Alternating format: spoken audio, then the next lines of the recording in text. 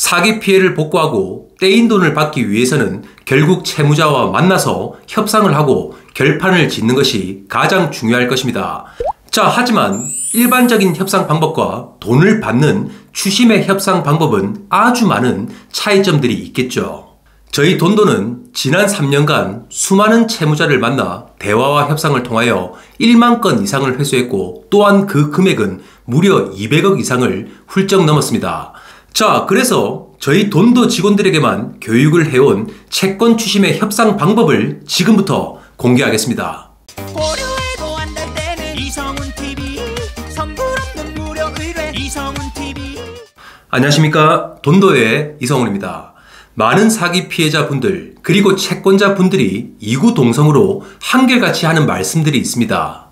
채무자가 너무 말을 잘하고 또 언변이 뛰어나서 매번 믿고 기다려주다 보니 결국 이렇게 됐다고 하시죠. 또는 채무자가 진짜 머리도 좋고 또한 법도 너무 잘 아는 사기꾼이라서 어떻게 돈을 받아야 될지 막막하다고 하십니다. 자, 이렇게 안타깝게도 추심을 해보기도 전에 과연 내가 저런 사기꾼에게 돈을 받아낼 수 있을까 하면서 자신감을 잃어버리고 또 본인 스스로의 능력을 의심하기도 하죠. 그렇게 채무자의 집이나 사업장 등으로 방문을 가서 몸으로 부딪혀 보지도 않고 자신의 소중한 돈을 포기하는 분들이 너무나도 많다는 겁니다. 자, 그런데 추심은 열정과 용기를 가지고 또한 절대 포기하지 않겠다는 그 마음부터가 회수 절차의 첫 시작이라는 거죠. 그렇기 때문에 대화와 협상의 방법을 말씀드리기 전에 우선 가슴을 쫙 펴십시오. 그리고 무조건 내 돈을 받아내겠다는 자신감을 먼저 장착을 하고 난 뒤에 채무자를 만나야 한다는 거죠. 자, 이제 준비가 되셨으면 저번 영상에 이어 채무자를 한번 만나러 가보겠습니다. 첫 번째로 채무자와 만났을 때 앉는 자세가 아주 중요합니다. 우선 추심을 하는 목소리와 발성은 일반 대화의 방식과는 완전히 다릅니다. 서비스 직종에서 고객을 응대하는 말투나 또는 친구들끼리 대화를 할 때의 목소리와는 다르다는 거죠. 자, 예를 들면 여보세요, 지금 이게 뭐 하는 겁니까? 이렇게 간단한 문장도 일반적인 대화 방법과는 다를 것입니다. 추심을 하면서 법률적인 내용을 말하거나 상대방을 강하게 압박하면서 독촉을 할 때는 막힘없이 문장을 이어나가야 되겠죠. 그리고 때때로 문장에서 액센트를 줘야 되는 경우가 많습니다. 자, 그렇기 때문에 호흡이 딸리거나 성대가 눌려있는 상태에서 대화를 하면 안 된다는 거죠. 그래서 자리에 앉는 자세가 의외로 중요하다는 겁니다. 자, 쉽게 예를 들면 누워서 노래를 부르거나 뒤로 쭉 기대서 말을 하다 보면 호흡이 딸리고 발성이 제대로 되지 않죠. 그렇기 때문에 의자나 소파에 앉을 때 몸을 뒤로 기댄 자세는 좋지 않다는 것입니다. 그럼 반대로 테이블 가까이 바짝 붙어 앉는 자세는 어떨까요? 그것도 정말 좋지 못한 자세입니다. 자, 그런 자세는 채무자가 보기에 채권자분이 뭔가 급하고 또 초조해야 한다는 느낌을 가지게 만들죠. 그리고 얼굴을 빤히 쳐다보면서 대화를 하다 보면 채권자가 쉽게 보일 수도 있습니다. 또한 채권자분이 조금이라도 말을 실수한다면 채권자분의 흔들리는 눈빛과 답답해서 바짝 타들어가고 있는 입술을 채무자는 보게 되겠죠.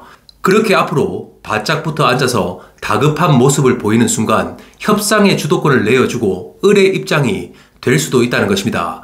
자, 그렇기 때문에 앉아있는 자세는 천장에서 누가 머리를 잡아당긴다고 생각을 해보십시오. 딱 그 자세입니다. 허리를 곧게 세우고 또 자신있게 어깨를 쫙 펴십시오. 지금 그 자세가 당당해 보이고 또한 자신의 목소리와 발성이 가장 완벽하게 나오는 자세인 것입니다. 자, 두 번째는 문장을 짧게 가져가고 중요한 단어에서는 손동작 등의 제스처로 반드시 임팩트를 주십시오. 정말 많은 채권자분들이 채무자를 만나게 되면 자신의 힘든 사정을 얘기하거나 또는 하소연을 하면서 쉴 새 없이 돈만 달라고 속사포처럼 말을 한다는 거죠. 예를 들면 채무자에게 아니 인간적으로 어떻게 이럴 수 있냐? 정말 너무하잖아. 진짜 믿었는데 이런 식으로 사람을 실망하게 만드냐면서 넋두리만 하고 있다는 것입니다. 정작 채무자에 대해서 정말 많은 조사를 하고 또한 불법 행위에 대한 압박 카드까지 손에 쥐고 있는데도 그걸 사용해서 압박을 하는 것이 아닌 그저 돈을 달라고 투정만 하고 있다는 거죠. 아니 사실상 채무자가 인간적으로 또 조금씩이라도 변제를 하고 있었다면 지금 그 자리까지 나왔겠습니까? 자, 그렇기 때문에 쉼표를 찍는 대화가 아닌 딱 마침표를 찍는 문장으로 대화를 해야 된다는 것입니다. 마침표를 찍지 않는 문장을 예로 들면 정말 나한테 이렇게 하면 안 되는 거잖아. 왜 이러는 건데? 내가 얼마나 답답한지 알면서 나도 지금 이 돈 못 받으면 죽는다고 이런 식으로 대화를 하면 안 된다는 거죠. 반대로 끝까지 한번 해볼래요? 분명 문제 확대된다고 했습니다. 불미스러운 일 만들지 말고 지금 바로 입금하십시오. 자, 이런 식으로 마침표를 찍어주면서 간결한 문장으로 대화를 하십시오. 그리고 중요한 말을 하는 순간에는 테이블을 살짝 탁탁 치는 액션과 음향 효과를 주면 더욱더 채무자에게 임팩트를 남길 수가 있습니다. 이제 세 번째는 정말 중요합니다. 자신의 패를 절대 다 보이지 말고 오히려 채무자를 생각하게 만들어야 됩니다. 채무자에 대해서 파악했던 조사 내용이나 채무자가 했던 불법 행위에 대해서 잘 알고 있다고 하더라도 절대 구구절절히 다 말해주면 안 된다는 것입니다. 채권자분 입장에서는 채무자가 거짓말을 하고 또한 지금까지 장난친 것을 알아냈다면 당연히 너무 열받고 속상해서 다 말하고도 싶겠죠. 제가 왜 그걸 모르겠습니까? 자, 하지만 자신이 알게 된 문제 그리고 눈앞에 다가온 위험은 어떤 누구나 대응을 하고 본능적으로 방어를 하게 된다는 것이죠. 공포 영화를 예로 들어 보겠습니다. 만약 공포 영화가 시작되자마자 첫 시작부터 귀신이 나오고 또 2시간 내내 팔짝팔짝 뛰어다닌다면 그게 무서울까요? 공포 영화가 정말 무서운 이유는 어두침침하게 음산한 분위기를 만들고 또한 서서히 심장 박동수를 올리는 소리와 음향으로 사람의 피를 말리죠. 자, 그리고 긴장감이 최고조로 올라왔을 때 정말 예상치도 못한 곳에서 귀신이 나온다면 그냥 숨도 못 쉬고 소스라치게 놀라는 겁니다. 그게 진정한 공포죠. 채권 주심의 협상 방법도 똑같습니다. 채무자에게 나를 속인 사실과 범죄 행위들을 일일이 다 말해버린다면 이제 채무자는 어떤 식으로든 분명 대응을 하고 방어를 하게 될 겁니다. 자, 그래서 반대로 채무자가 많은 생각을 하게끔 만들어줘야 된다는 거죠. 도둑이 제발 저리듯 채권자가 혹시 내 범죄 행위나 불법 행위를 모두 다 알고 있을까? 그리고 재산을 다른 사람 명의로 돌리고 또한 소득을 다른 곳으로 잡고 있다는 것을 알고 있는 걸까? 그런데 지금 말하는 것을 보니까 분명 알고 있는 것 같은데, 아니 혹시 채권자가 고소장을 들고 지금 경찰서로 가는 거 아니야? 하면서 채무자가 계속 생각을 하게 만들고 또한 걱정과 불안감을 가지게 만들어줘야 된다는 것입니다. 그렇게 하는 방법 중 하나로 저번 영상에서 채무자를 만날 때 고소장이나 법적 절차 서류 몇 장을 챙겨 가시라고 말씀을 드렸죠. 그럼 서류 가방에서 고소장이나 법적 절차 서류를 꺼내서 테이블 위에 올려만 놔도 분명 압박이 됩니다. 죄가 있던 불법 행위를 했던 안 했던 채권자가 이제 말이 아닌 무슨 법적인 절차를 진행할 것이라는 생각 정도는 하겠죠. 그리고 예를 들면 고소장을 툭툭 넘기면서 볼펜이나 손가락으로 문장 아무 곳이나 딱딱 집어주십시오. 그러면서 채무자에게 지금 그쪽이 이런 식으로 하는 거 감당할 수 있겠어요? 이건 사기의 문서 위주에 진짜 이런 식으로 한번 해볼래요? 자, 이 정도만 하셔도 충분하다는 것입니다. 이렇게 하면 채권자 본인이 알고 있는 것보다 채무자는 더한 부분까지 생각을 하면서 불안한 마음과 압박감을 느끼게 되죠. 돈을 달라고 생떼를 쓰고 하소연을 하는 것보다 몇 마디의 간단한 말로 조금씩 협상해서 유리한 고지를 선점해 나가는 것이 정말 중요하다는 겁니다. 그렇게 하면 채무자는 집에 가서도 또 잠을 자기 전에도 채권자가 어떤 문제를 만들까봐 노심초사하면서 밤잠을 설치게 되죠. 자, 그렇게 되면 공포 영화보다 더한 공포가 밀려오게 될 겁니다. 일반적으로 채무자들은 채무가 한두 건이 아닙니다. 그 많은 채권자들 중에서 채무자가 밤에 자기 전 생각나는 채권자 꼭 그 한 사람이 되어야 돈을 받아낼 수 있다는 것이죠. 네 번째는 결론을 확실하게 말하는 것입니다. 채무자와 미팅 전에 많은 준비를 하고 또한 확실하게 협상해서 유리한 고지를 선점했는데도 결정적인 순간에 뜸을 들이는 분들이 너무 많습니다. 즉, 돈을 받기 위한 협상의 자리에 왔으면 얼마를 또 언제까지 줄 건지에 대한 확실한 약속을 하는 것이 중요하겠죠. 그런데 지금까지 작업을 다 해놓고 갑자기 인간이 어떻게 그럴 수 있냐, 나한테 미안하지도 않느냐 하면서 말짱 도루묵으로 만들어버리는 대화를 하는 경우가 정말 많다는 거죠. 자, 정말 중요한 것은 여기서 절대 시간을 끌면 안 된다는 겁니다. 시간과 틈을 주면 또 채무자는 자신의 형편이나 처지 등을 말하면서 금액을 줄이거나 변제 기한을 한없이 길게 잡아버리게 되죠. 채무자들은 100이면 100명 다 힘들다, 어렵다, 조금만 기다려달라는 말들을 항상 입에 달고 삽니다.